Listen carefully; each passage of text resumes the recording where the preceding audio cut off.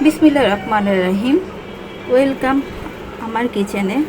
কেমন আছেন সবাই? চলে আসলাম নতুন একটা রেসিপি নিয়ে। যেহেতু এখন আমের সিজন, তাই এই সিজনে যদি একটা রেসিপি না হয় তাহলে কেমন হয়, তাই ঝটপট কি করে বাসায় ম্যাঙ্গো জুস বানাবেন তার একটা রেসিপি নিয়ে আসলাম। প্রথমে আমি 3টা আম কেটে নিলাম, আর এখানে 5 টেবিল চামচ ফুল ক্রিম গুঁড়ো দুধ নিলাম, আর চিনি নিলাম 2 টেবিল চামচ। চিনির পরিমাণ অল্পই দিব, আমার আমটা অনেক মিষ্টি যেহেতু এটা রূপালি আম। আর এখন এভাবেই আপনারা বাসায় অল্প সময়ের মধ্যে এভাবে ম্যাঙ্গো জুস বানিয়ে নিতে পারেন।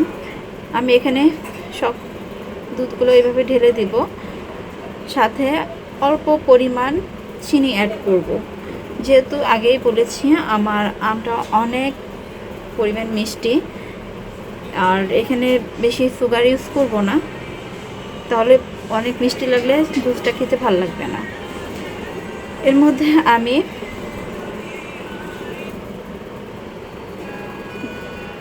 2 গ্লাস ফ্রিজের ঠান্ডা পানি ঢেলে নিলাম। এখন এটাকে আমি ভালোভাবে বিট করে নেব। আমার বিট করা শেষ। এখনও কিছু আম রয়ে গেছে, আমি আবার একটু ভালোভাবে বিট করে নিব। আর একটু চিনি অ্যাড করে দিলাম, যে মনে হলো আমার কাছে মিষ্টিটা একটু কম, তাই আর একটু চিনি অ্যাড করে দিলাম।